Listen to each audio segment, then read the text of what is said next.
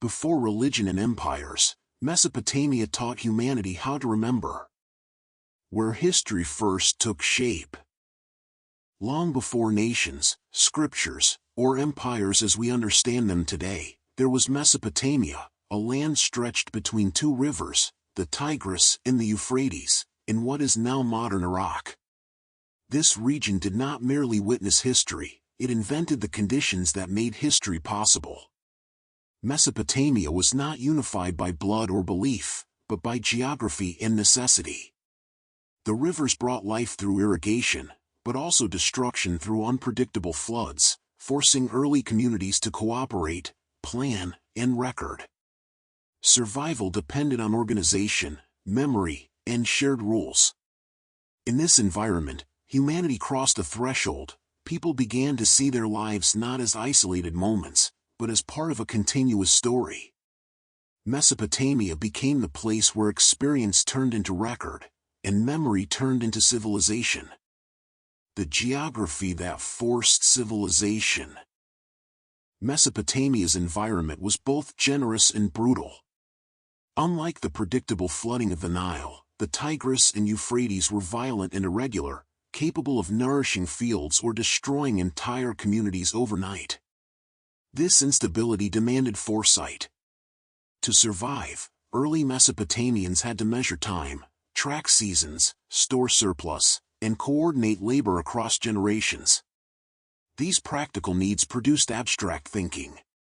Calendars, mathematics, and engineering were not philosophical luxuries, they were survival tools. Culture emerged directly from climate.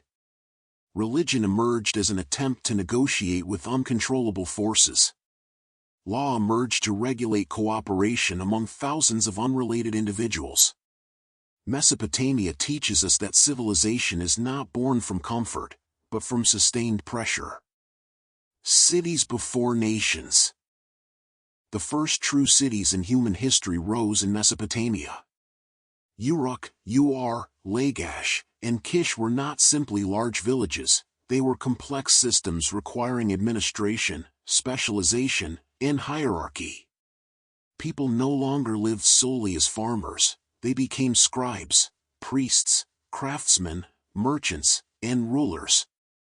This transformation altered how humans understood themselves. Identity shifted from tribe to city.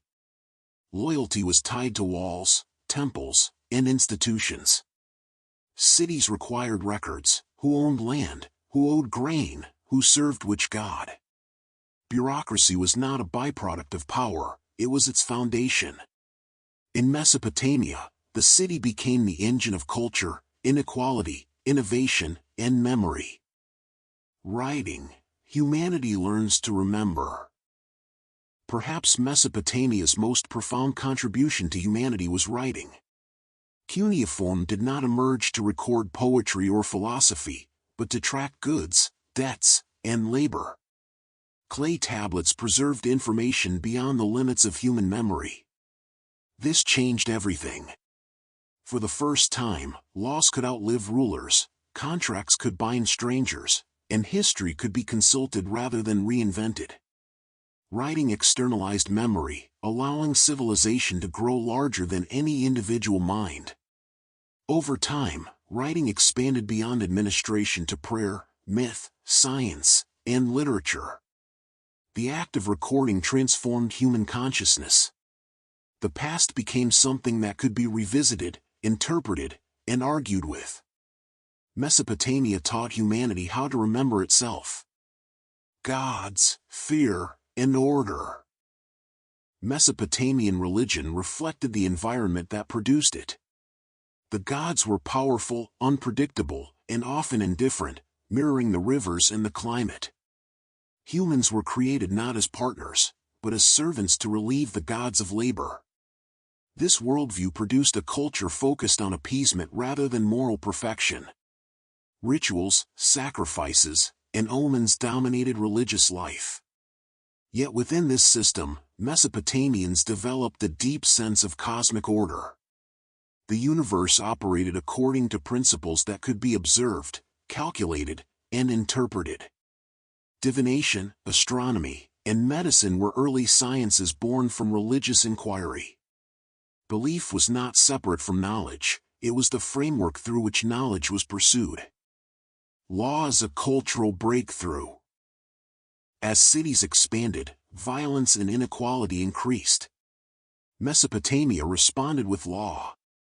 The Code of Hammurabi was not the first legal system, but it was the most explicit expression of an emerging idea: society could be governed by written rules rather than personal vengeance. Law in Mesopotamia reinforced hierarchy, but it also limited arbitrary power. Punishments were harsh, yet predictable. Justice became something externalized, carved in stone and displayed publicly. This marked a critical shift in human history. Authority moved from memory and tradition into text. Law became another form of writing that shaped behavior across generations. Epic memory and the birth of literature. Once writing moved beyond administration, Mesopotamia gave humanity something entirely new: literature. The Epic of Gilgamesh is not merely the oldest surviving epic poem, it is the first sustained reflection on what it means to be human. Its themes are not heroic conquest or divine glory, but mortality, friendship, grief, and the fear of being forgotten. Gilgamesh is powerful yet terrified of death, strong yet unable to escape loss. This narrative reveals a society already conscious of time, legacy, and limitation. The epic transforms memory into story and story into philosophy. Through literature, Mesopotamians confronted the question that would haunt all later civilizations: how does a human life matter in a world ruled by indifferent forces? Writing allowed this question to outlive the generation that first asked it. Trade, exchange, in the first global world. Mesopotamia did not exist in isolation. Lacking stone, timber, and metals, its cities depended on long-distance trade. Merchants traveled routes stretching from Anatolia to the Indus Valley, exchanging grain, textiles, and knowledge. These networks connected distant cultures and accelerated innovation. Ideas traveled alongside goods, writing systems, religious symbols, artistic motifs, and technologies crossed borders long before empires did. Trade created interdependence, but also competition and conflict. Mesopotamia became a crossroads where cultures met, clashed, and transformed one another. This early globalization shaped a worldview in which survival depended not only on local resources, but on managing relationships with strangers. War, power, and fragile stability. The same conditions that produced civilization also produced war. City-states competed for land, water, and prestige, leading to near-constant conflict. Mesopotamian rulers justified warfare as divine mandate, claiming the gods favored expansion and punishment of rivals. Yet warfare exposed the fragility of early civilization. Cities rose and fell rapidly, walls were breached, populations displaced, and temples destroyed.